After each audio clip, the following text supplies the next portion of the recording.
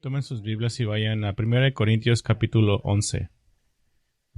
Y mientras encuentran 1 Corintios 11, vamos a orar por nosotros. Padre, venimos a ti hoy a escuchar las verdades que son solamente dadas en la especial revelación de Dios, las Escrituras. Venimos particularmente en esta mañana con un sentido de sobriedad y seriedad, en el sentido de que vamos a tomar de la mesa del Señor en unos momentos. Oro que aún ahora prepares nuestros corazones, que nos muestres la seriedad de esta ceremonia, de este recordatorio. Y oro, Señor, que nuestro sentido de lo divino, de lo santo, de lo celestial, aún hoy nos mueva en lo que nos enfocamos en lo que viene.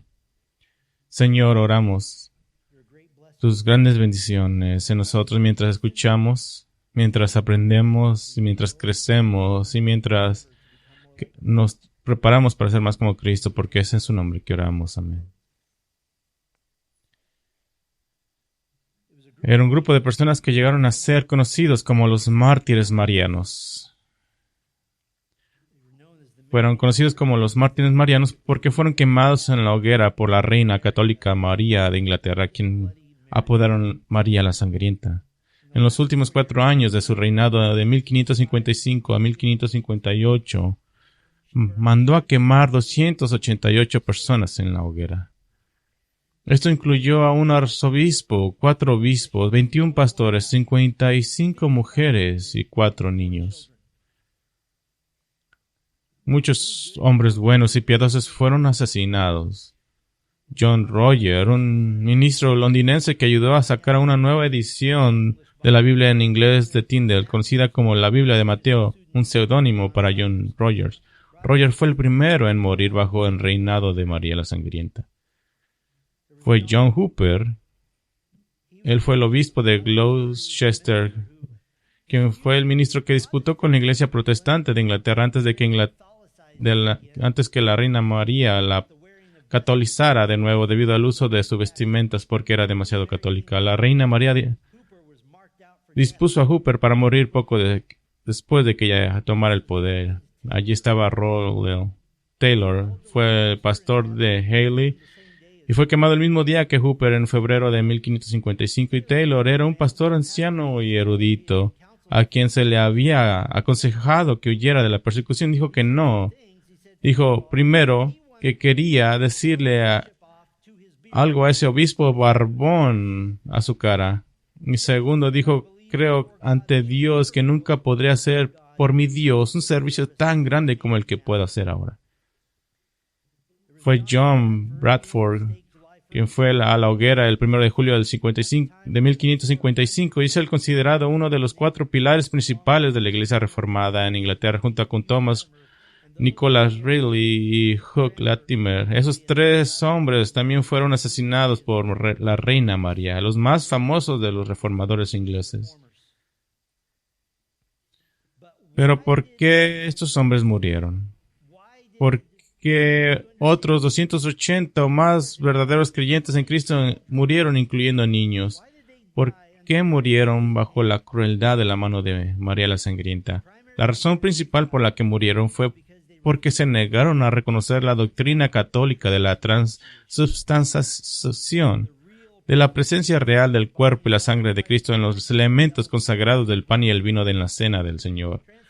La transubstanciación dice que el cuerpo y la sangre de Cristo están literalmente, local y materialmente presentes bajo las formas del pan y vino después de que las palabras de consagración son pronunciadas.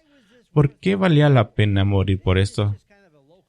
¿Acaso no es un problema de una iglesia local? ¿Por qué la transubstanciación destruye el Evangelio y cambia a Cristo? Eso es el porqué. Arruina la obra terminada de Cristo en la cruz, ya que su sacrificio se repite cada vez que se toma la mesa del Señor. Denigra el sumo sacerdocio de Cristo, ya que cualquier sacerdote católico está actuando ahora como un intermediario entre Dios y los hombres. Exalta a los hombres a la posición de Cristo dándose supuesta autoridad para ser santos abogados. Destruye la naturaleza humana de Cristo. Si su cuerpo real, el nacido de la Virgen María, el cual fue resucitado entre los muertos y ascendió al cielo, puede estar en dos lugares a la vez, entonces ya no es el segundo Adán. Él no es un verdadero representante tanto del hombre como de Dios. O para ponerlo de esta forma, la transubstanciación puso el poder de la salvación en las manos de la Iglesia. Un congregante debe continuar tomando la cena del Señor una y otra vez para mantener la salvación, y la Iglesia es entonces el dispensario de la salvación en Cristo.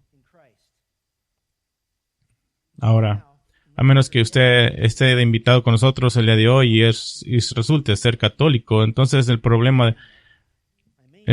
probable que no esté preocupado por la transubstanciación. Mi punto principal al recordarles a estos preciosos santos mártires no es tanto enfocarme en la transubstanciación, sino simplemente señalar que la cena del Señor fue tan importante para ellos que fue digna de que fueran muertos como mártires.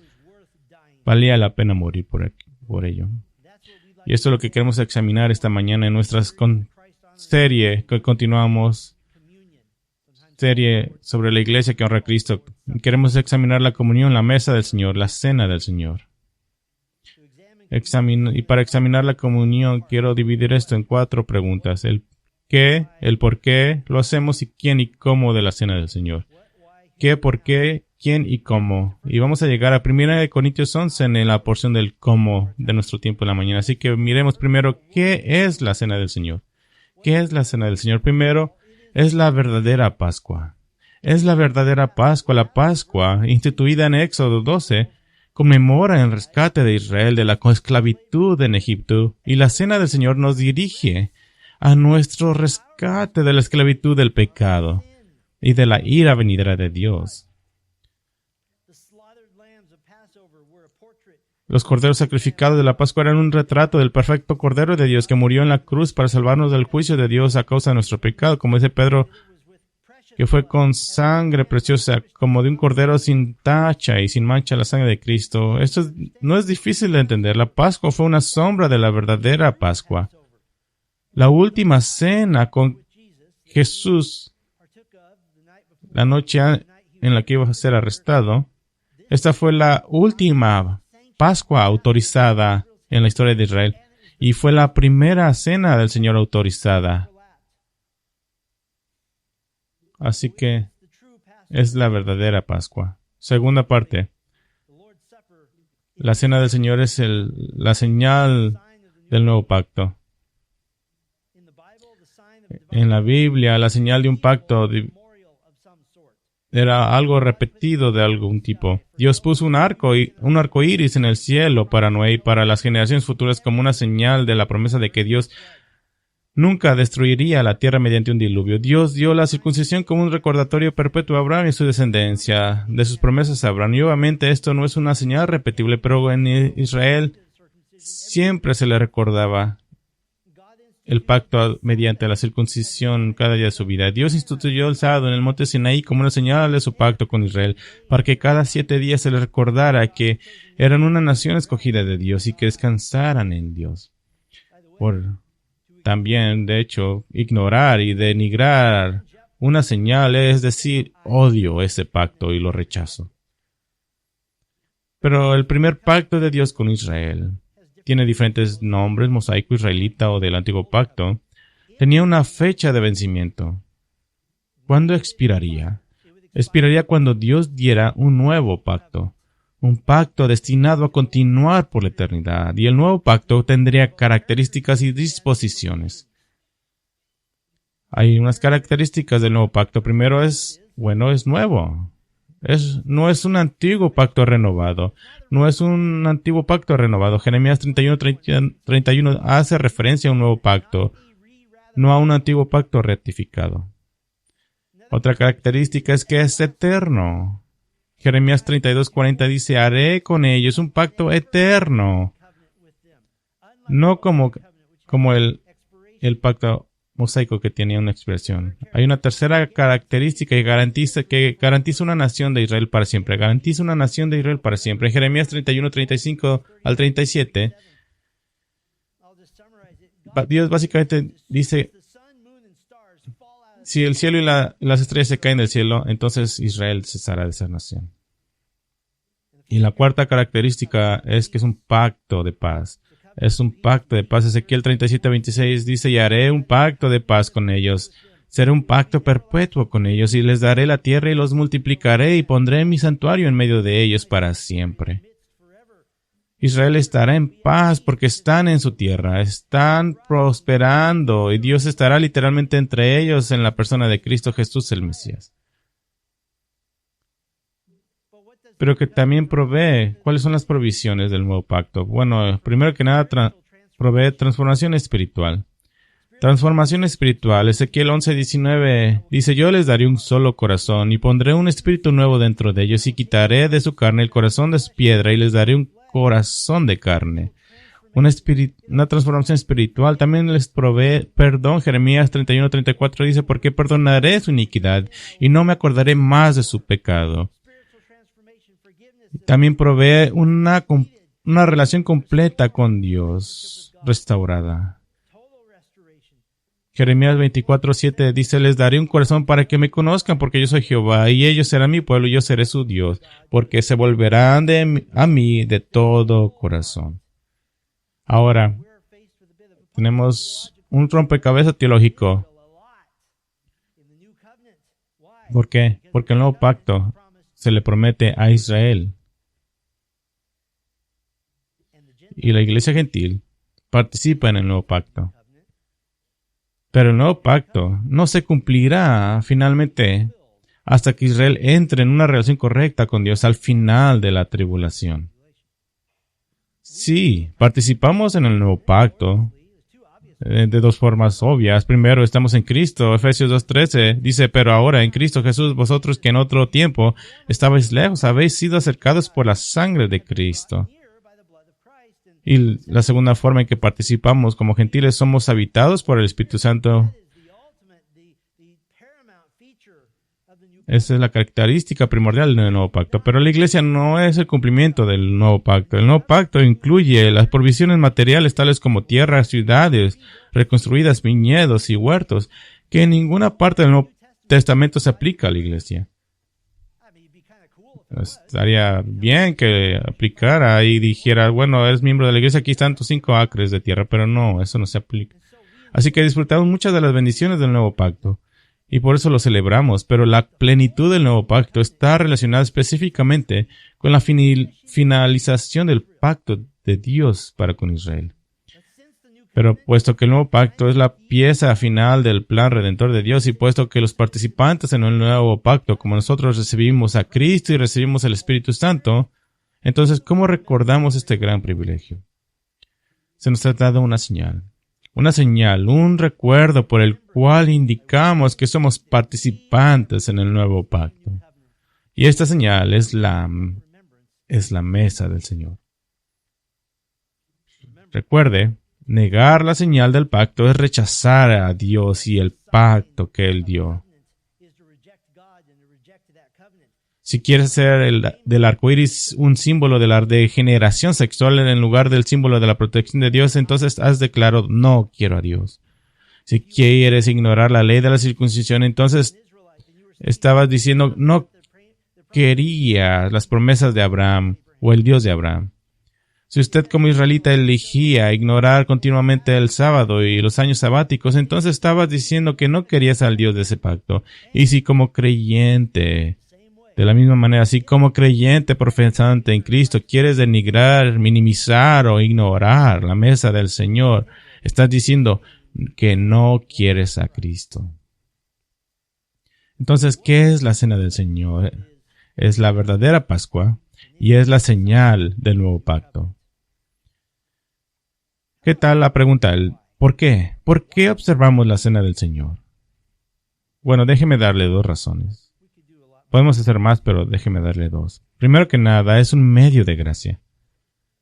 La mesa del Señor es un medio de gracia. Esta frase, un medio de gracia, es históricamente se refiere a aquellas cosas que son avenidas de bendiciones de Dios, como la Biblia, el bautismo, la comunión, la oración, la adoración, la comunión de los santos. No significa que sea algo que hace que una persona esté más en forma o más calificada para recibir la justificación de Dios.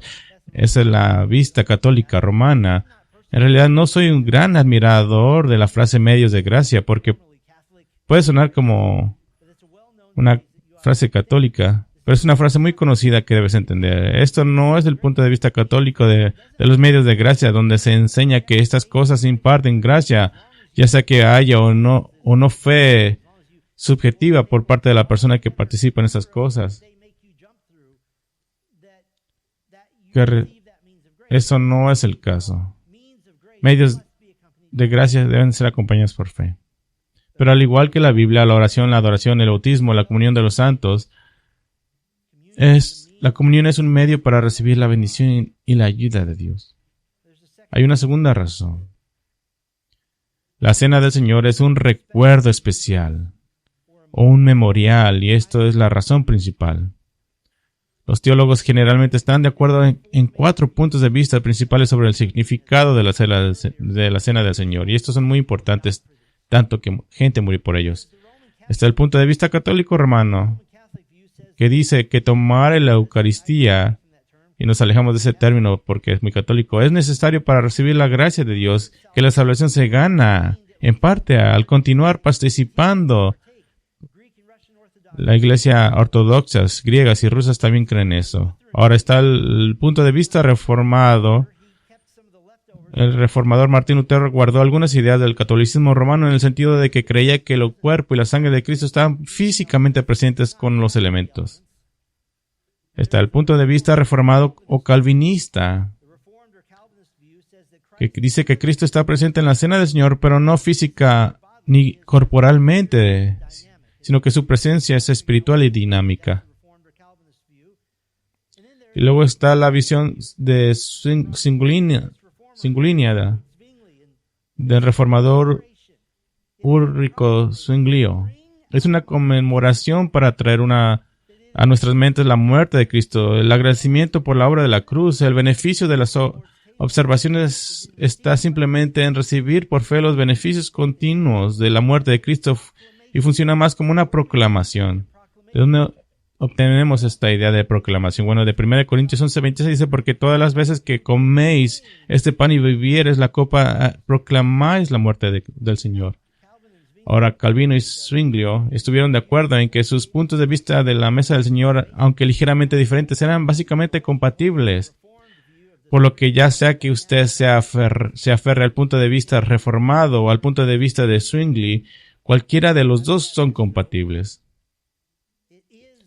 Pero ciertamente es exacto hablar de la presencia única de Cristo con su pueblo cuando celebramos la cena del Señor, pero la idea de la presencia espiritual como una presencia de alguna manera elevada puede ser confusa y llevarnos a pensar en términos de misticismo o experiencias estáticas.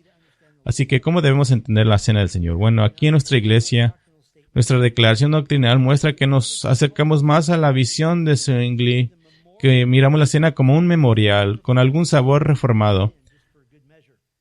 Pero notamos que también creemos que Cristo está presente de una manera única cuando cantamos, oramos, leemos las Escrituras, predicamos la palabra y tenemos comunión. Pero miramos la cena del Señor más como un memorial. Aquí está la pregunta que llevó a la gente a morir. ¿Quién? ¿Quién puede participar en la mesa del Señor?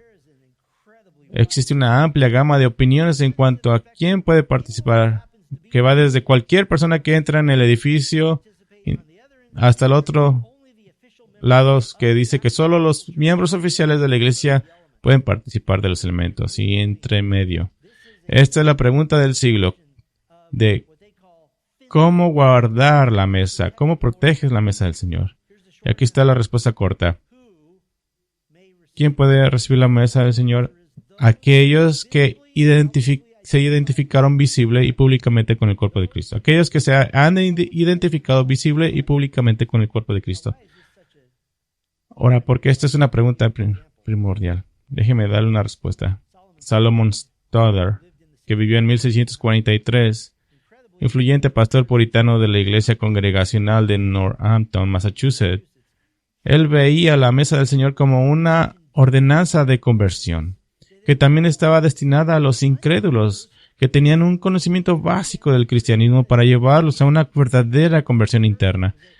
Esto era un medio de traer a incrédulos al conocimiento de Dios. ¿Y por qué esto era importante? Porque para este tiempo, para convertirte en un ciudadano de la colonia de Massachusetts, también tenías que ser miembro de la iglesia. Así que era una pregunta. Así que Stoddard introdujo lo que él llamó el pacto a mitad de camino. Cuando escucho a alguien decir a mitad de camino, debemos sospechar. ¿Y de qué se trataba el pacto a mitad de camino? Bueno, la iglesia estaba en decline y en un esfuerzo por aumentar el número de miembros en la iglesia significaba que los niños, incluyendo los hijos adultos de los creyentes profesantes y miembros de la iglesia y que eran de carácter moral, podían ser bautizados con la esperanza de algún día ser salvos. Decían, si tienes algún familiar que piense que Cristo es una buena persona, los traes y los bautizamos.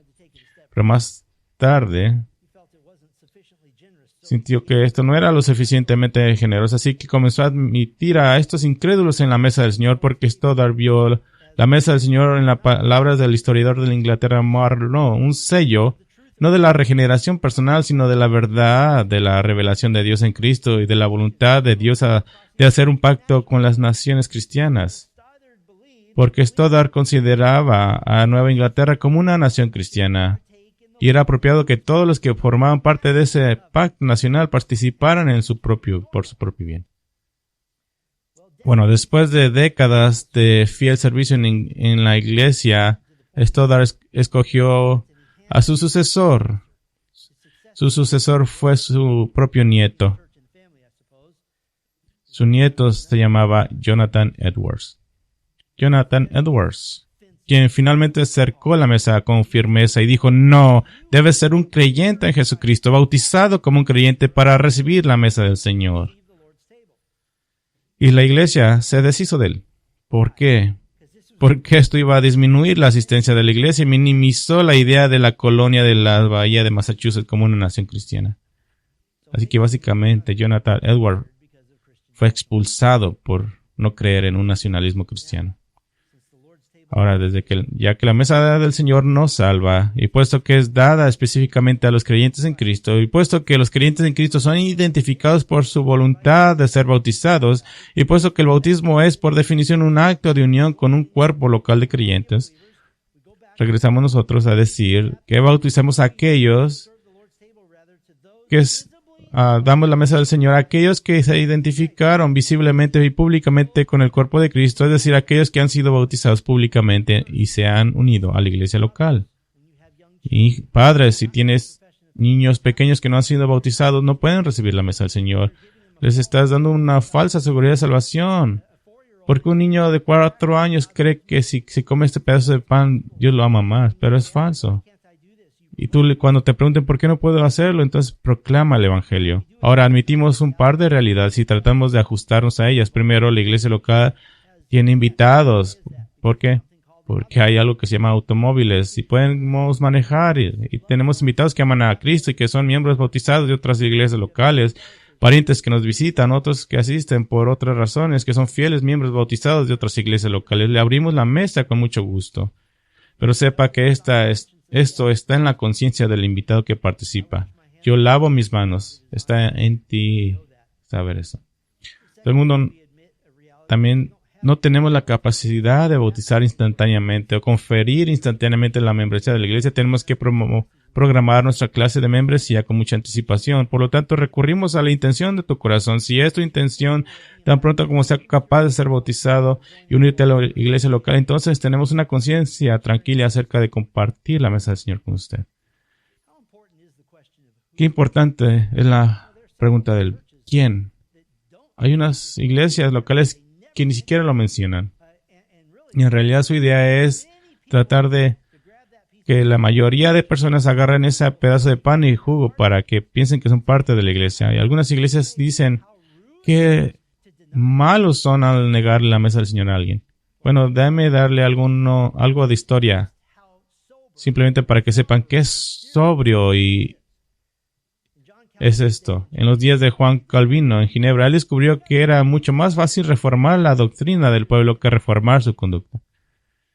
Algunas de las familias influyentes de Ginebra formaron un partido de oposición. Se llamaban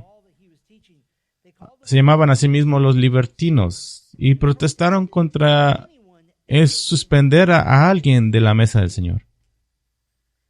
A un hombre llamado de Filiberto se le prohibió sentarse a la mesa del Señor. Y la razón era porque denunciaba públicamente la autoridad espiritual de la ciudad y específicamente de Juan Calvino. En otras palabras, tenía un problema de sumisión. Básicamente dijo, no me voy a someter a mi pastor. Tenía un problema de sumisión. Así que se le negó la cena del Señor como debería de ser. Bueno, los libertinos eran la Unión Americana, por así decirlo, de libertades civiles. Y se preocuparon de este tema y comenzaron a ganar poder en el Consejo Municipal, y el Consejo votó para anular la autoridad del liderazgo de la Iglesia. El decirle a la Iglesia de parte del gobierno qué podía y qué no podía hacer. Y dijeron que restaurarían a ese hombre a la mesa del Señor. 2 días después, un domingo en la Catedral de San Pedro, el lugar estaba lleno. Todos en la ciudad, en el pueblo, querían mirar qué iba a hacer. Todos los libertinos estaban allí con sus manos en sus espadas, listos para defender a Bertel, a Filiberto Bertel, el rebelde, mientras tomaba la cena. El amigo de Calvino, Teodoro Beza, relató lo sucedido. Dice él: pero Calvino, aunque había sido informado de lo que se había hecho solo 2 días antes del periodo habitual de celebración de la Cena del Señor, levantó la voz y la mano en el curso de su sermón después de haber hablado largo y tendido sobre los que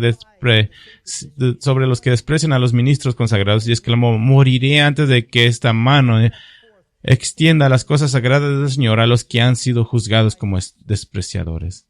Estas palabras, por extraño que parezcan, tuvieron tal efecto en los hombres, por anárquicos que fueran, que Perrin, un líder de los libertinos, aconsejó secretamente a Berthier que no se presentara a la mesa del Señor.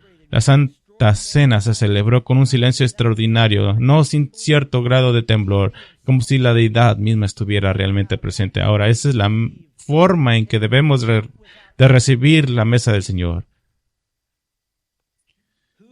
No sin algún grado de temblor. Entonces, ¿quién puede participar? Aquellos que visible y públicamente se han identificado con el cuerpo de Cristo. Ahora podemos llegar a la pregunta de cómo, y esto nos lleva a nuestro texto, 1 Corintios 11:23.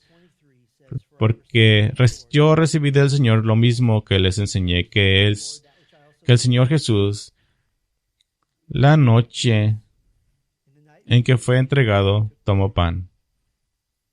Y después de dar gracias, lo partió y dijo: esto es mi cuerpo, que es para ustedes. Hagan esto en memoria de mí. De la misma manera tomó también la copa después de haber cenado, diciendo: esta copa es el nuevo pacto en mi sangre. Hagan esto cuantas veces la beban en memoria de mí. Porque todas las veces que coman este pan y beban esta copa, proclaman la muerte del Señor hasta que Él venga. Quiero mostrarles 5 componentes de la descripción de Pablo sobre la cena del Señor. Primero es la ambientación. La ambientación se encuentra en el versículo 23. Pablo nos lleva de vuelta a la noche en que Jesús compartió la última cena de la Pascua con sus discípulos. En Jerusalén, como exigía la ley, se esperaba que los ciudadanos pusieran habitaciones a disposición de los peregrinos. Jerusalén era no solamente una ciudad donde vivías, sino era una posesión nacional. Tu casa era una posesión nacional y se suponía que tú tenías que compartirla. Y en una cena de Pascua, el jefe del grupo explicaba cada elemento de la comida. En este caso, Jesús tomó este papel, pero añadió las nuevas dimensiones del nuevo pacto. Déjame darle los órdenes de acontecimientos brevemente. Primero que nada, había una bendición del día de la fiesta, y la primera copa de vino, la copa se llamaba la copa de la santificación. El primer plato de comida incluía hierbas amargas para recordar a los judíos la amargura de la esclavitud. La historia de la Pascua era contada cuando Dios rescató a Israel con el ángel de la muerte. Y luego cantaban la primera mitad del Halel, del Salmo 113 al 116.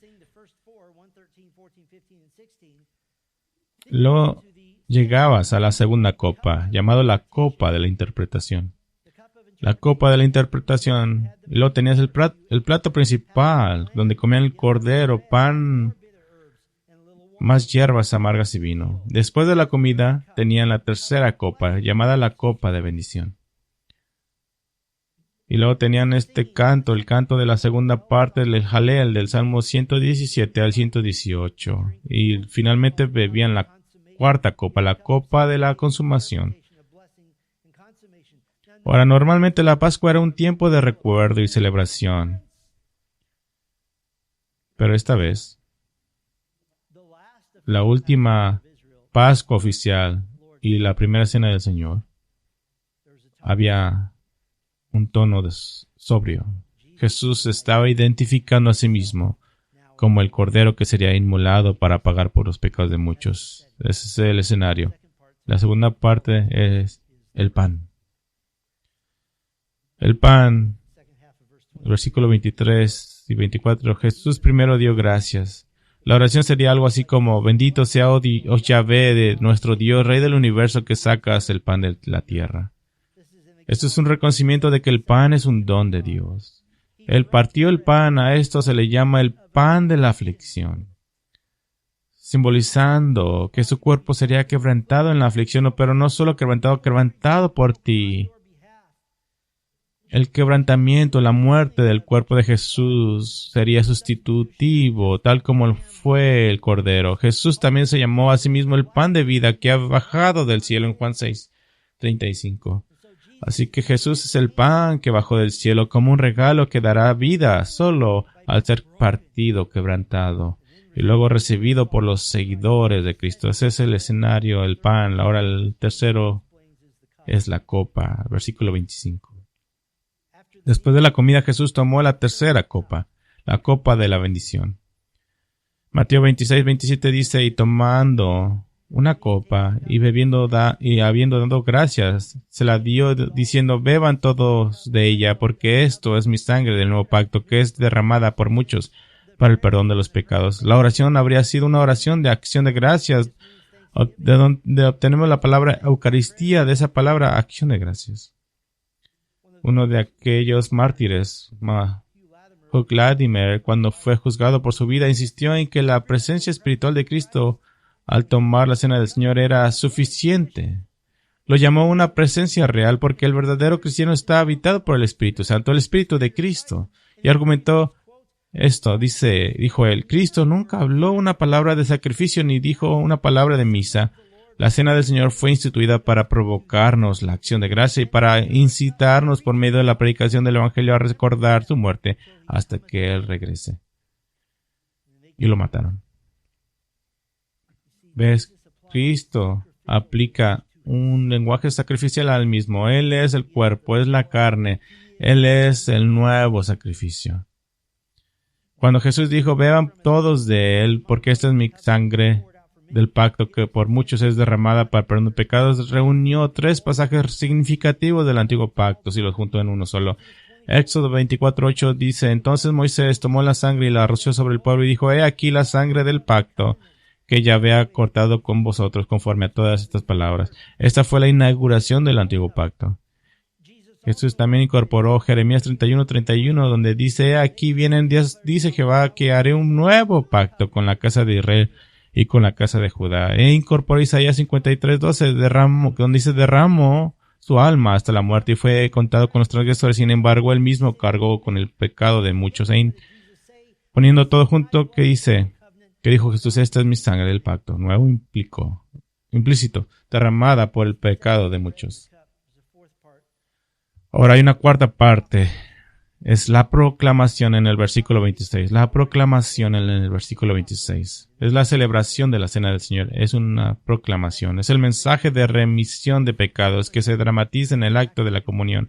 Es un ensayo del Evangelio. Es un medio para regocijarse en el Evangelio como alguien que ha sido salvado. Es un medio para proclamar el Evangelio a los perdidos. Cuando miras los diversos elementos de la comida de la Pascua y comienzas a quitar los que ya no son relevantes, ¿qué sucede?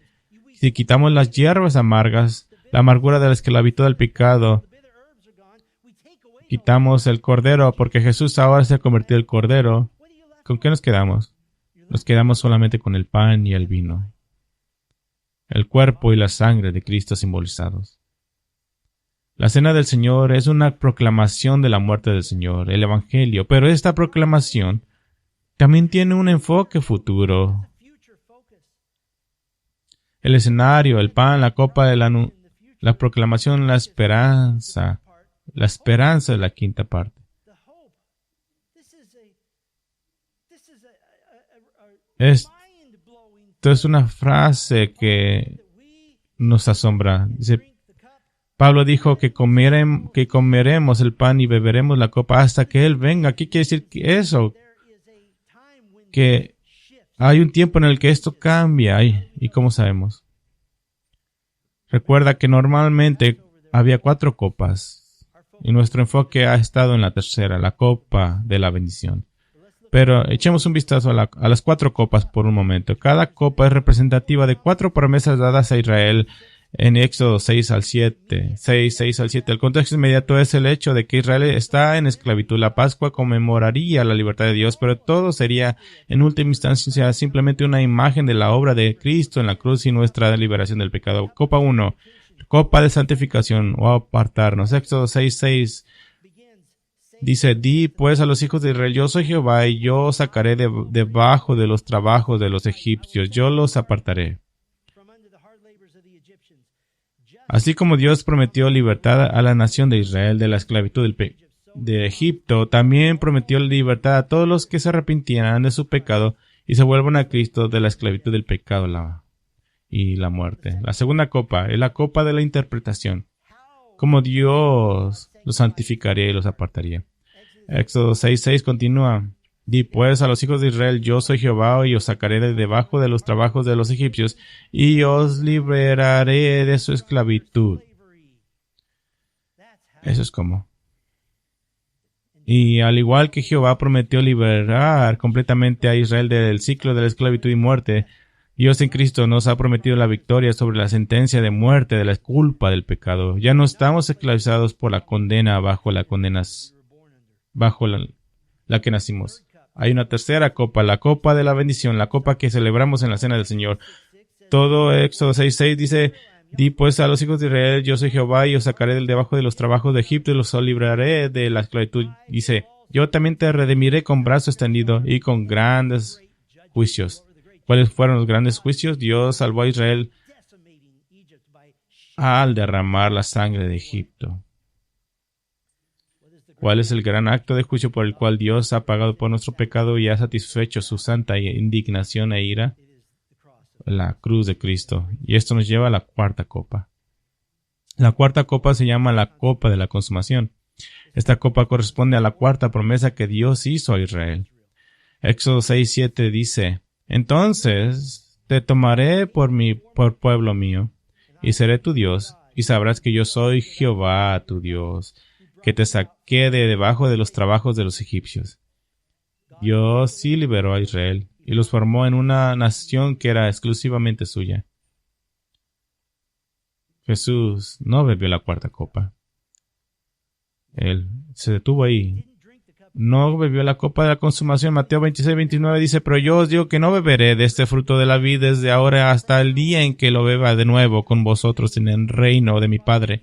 Jesús lo beberá la copa de la consumación en reino en la cena del Cordero. Apocalipsis 19:7 dice, regocijémonos y alegrémonos y démosle a Él la gloria, porque las bodas del Cordero han llegado y su esposa se ha preparado. A ella se le fue concedido vestir vestirse de lino fino, resplandeciente y limpio, porque las acciones justas de los santos son el lino fino. El ángel me dijo, escribe, bienaventurados los que están invitados a la cena de la boda del Señor. También me dijo, estas son las palabras verdaderas de Dios. Así que, en cierto sentido, cuando recibimos la mesa del Señor, cuando comemos el pan y cuando tomamos la tercera copa, la copa de la bendición que representa la sangre de Cristo, en cierto sentido, está sin terminar. Es una ceremonia que no está completa. Bebemos la copa que recuerda el juicio de Cristo, pero la ceremonia solo será completada cuando con Cristo. Quiero que piensen en esto, piensen en todas las veces que en los creyentes en Cristo, si has sido creyente por 10, 20 años, 30 o 40, 50 años, todas las veces que has comido el pan y bebido la copa, que va a haber un día cuando se cambia y cambiemos de la tercera copa a la cuarta copa. ¿Y sabes cómo vas a saber? Porque Jesús estará ahí bebiéndola contigo. Solo será completada con Cristo. Lo que estamos haciendo esta mañana es parcial. ¿Cómo participamos? Aquí está parte del cómo. Déjame darle 3 formas de participar. Primero, participamos con una confesión de pecado. Pablo dio esta instrucción. 1 Corintios 11, 27 al 30 dice: de manera que el que coma el pan o beba la copa del Señor indignamente será culpable del cuerpo y la sangre del Señor. Por tanto, examínese cada uno a sí mismo y entonces coma del pan y beba de la copa, porque el que come y bebe sin discernir correctamente el cuerpo del Señor, come y bebe juicio para sí. Por esta razón hay muchos débiles y enfermos entre ustedes y muchos duermen. ¿Significa esto que Dios podría castigar al cristiano que toma la mesa del Señor de una manera indigna o que podría castigar al incrédulo? Creo que en el contexto Pablo le está hablando al cristiano profesante, pero podría decirte esto, que todas las personas tengan miedo de tomar la mesa del Señor de una manera indigna. ¿Por qué es tan importante para Dios? ¿Por qué mataría a gente por tomar la cena del Señor en una forma indigna? Bueno, podemos imaginarlo muy fácil. La cena del Señor es la representación del día en que Dios el Padre vio a su único Hijo, su amado, morir una muerte cruel con sangre, y carne fue desgarrada, y gritos de agonía. Y si tú te atreves a tomar este símbolo, de su muerte con algo menos que humildad, reverencia, obediencia y confesión de pecado, no será un buen augurio para ti. ¿Por qué? Porque en muchos sentidos, la mesa del Señor, sí, es una celebración, pero también es un servicio conmemorativo para Jesucristo. Es para recordar su muerte. ¿Y cómo te sentirías si un intruso interrumpiera el funeral de tu hijo unigénito? No te sentirías muy bien con él. Así que para el creyente, no pruebes a Dios celebrando los medios para el perdón de los pecados cuando todavía tienes amargura y resentimiento contra otro. Al que ha rechazado la salvación en Cristo, no tientes a Dios para que se canse de burlarse de la muerte de su hijo. Hay una ambigüedad intencional. Todos debemos de tener terror de tomar la mesa del Señor y recibirla de una manera indigna. Hay una segunda forma en la que participamos y esto es con la iglesia. Con la iglesia, tanto en las escrituras como en la historia de la iglesia, está extremadamente claro que la cena del Señor es un evento corporativo, un evento en el que participamos juntos. No hay una provisión específica en contra de tomar la mesa del Señor solo, pero eso frustraría uno de los propósitos, que es proclamar. No se puede proclamar nada cuando está solo. Cada uno de ustedes está proclamando que usted ha recibido el pago por el pecado hecho por Cristo en su nombre y está recordando simbólicamente a todos los que lo rodean que Cristo está en usted y usted está en Cristo. Así que la mesa del Señor es algo en el que participamos juntos. Tercera forma de participar, con símbolos razonables. Con símbolos razonables. No sé si esto lo han mantenido despierto en la noche, pero hay un gran debate si se debe usar o no vino real con contenido alcohólico para mantener la integridad de la mesa del Señor. Pero puedo decir que generalmente aquellos que tienen que usar vino real también usan un pan que nunca se usaba en la cena del Señor.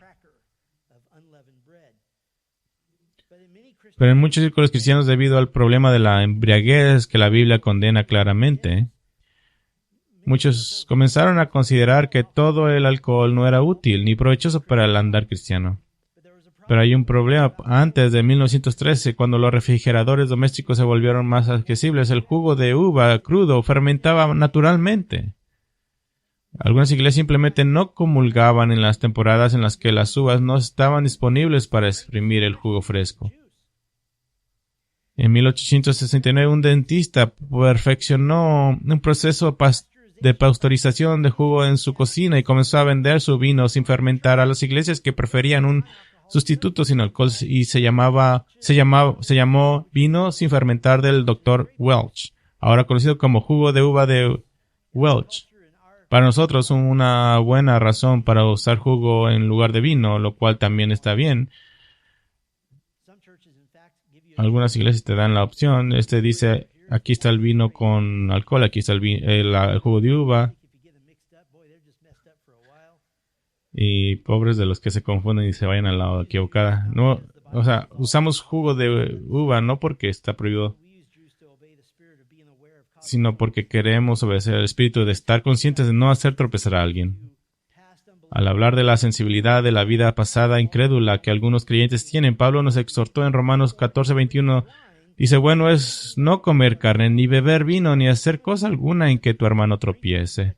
Tal vez algunos de ustedes han luchado con el beber demasiado en el pasado y para ustedes la solución es abstenerse por completo, así que por su bien servimos jugo. Ahora, la preocupación es capturar el simbolismo de los elementos. De hecho, ser exactos es básicamente imposible, ya que en los días de Jesús el vino generalmente se diluía mucho y se usaba casi como unos saborizantes de agua para hacer que el agua no potable fuera potable. Entonces, no es lo que tenemos como ahora. Entonces, ¿significa esto que solo que podemos usar cualquier cosa? No. De alguna manera, a menos que se trate de una emergencia, parece que el uso del Dr. Pepper y los Pringles no se parece nada al original. Por lo tanto, participamos con símbolos razonables.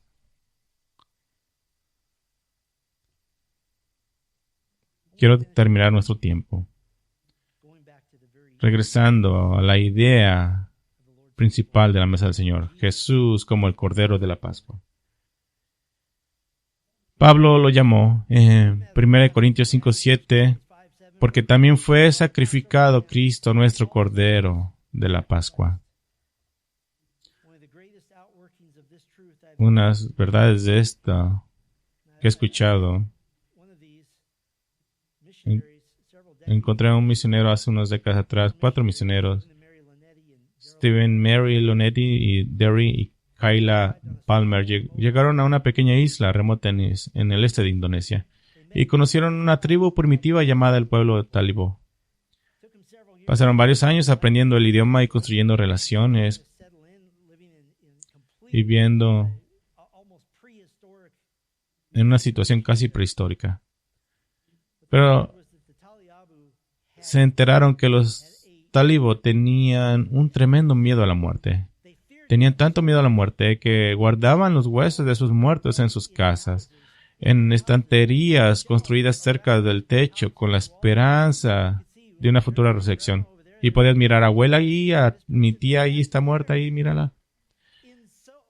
En la esperanza de que algún día alguien les diga cómo revivirlos, con la esperanza de resucitarlos en un futuro. Pero solo tenían oscuras supersticiones.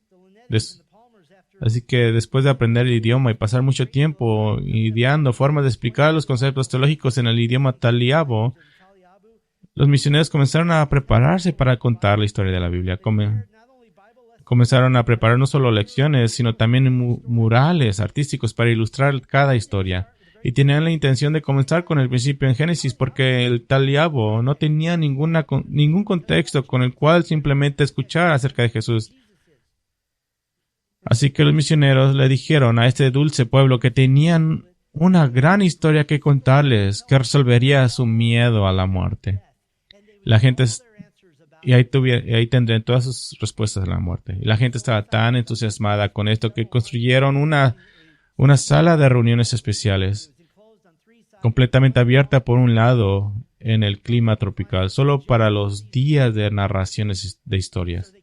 Y así los misioneros comenzaron a prepararse por meses.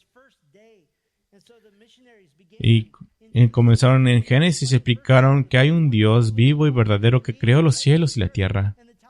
Y los Taliabo están tan emocionados de conocer quién los creó. Ahora voy a saltar hasta el final de la historia solo para su información, pero quiero volver a una parte que nunca olvidaré mientras viva. El resultado fue que la gente llegó a la fe en Cristo. Se capacitó a los ancianos, se plantó una iglesia, incluso se escribieron cientos de himnos en su idioma. Pero quiero regresar.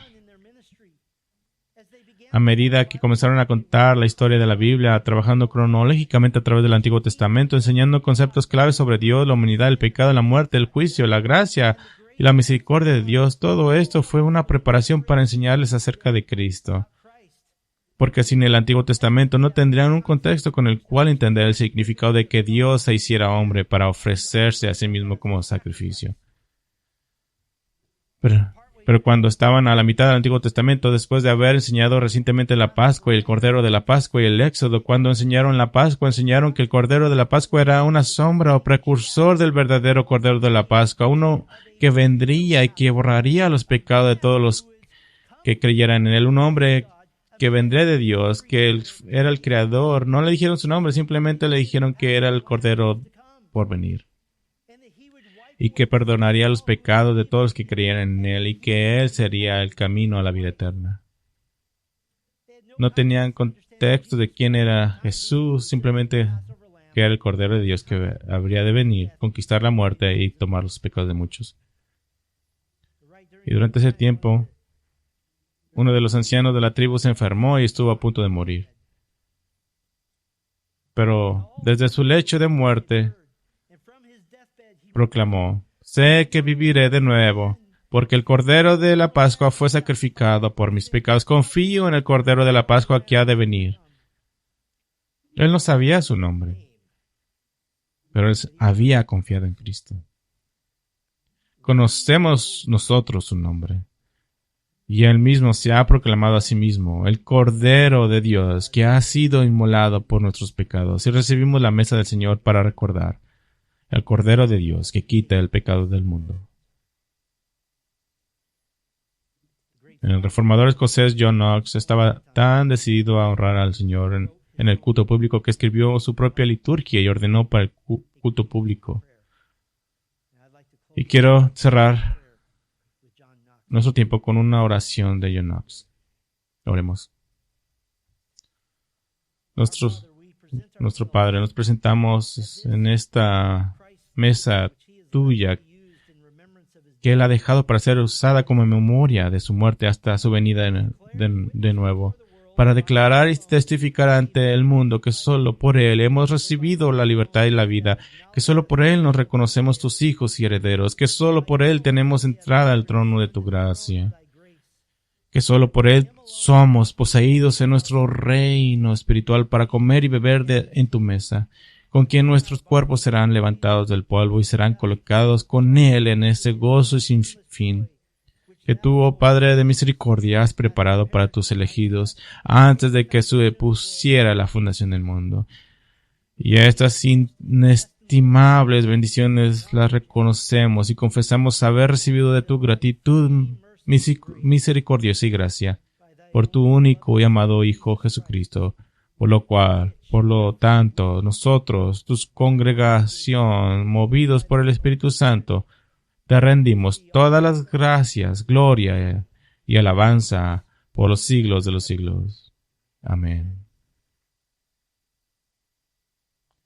Para guiar nuestros pensamientos en la mesa del Señor, voy a compartir una oración puritana llamada la mesa del Señor.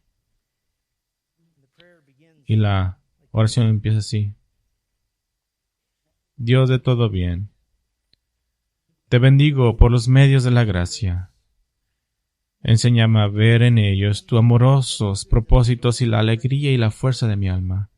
Me has preparado un banquete y aunque no soy digno de sentarme como huésped, confío enteramente en los méritos de Jesús y me escondo debajo de su justicia.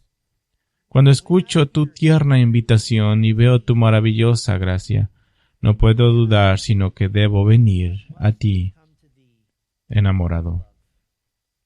Cantemos y contemplemos la muerte del Señor juntos.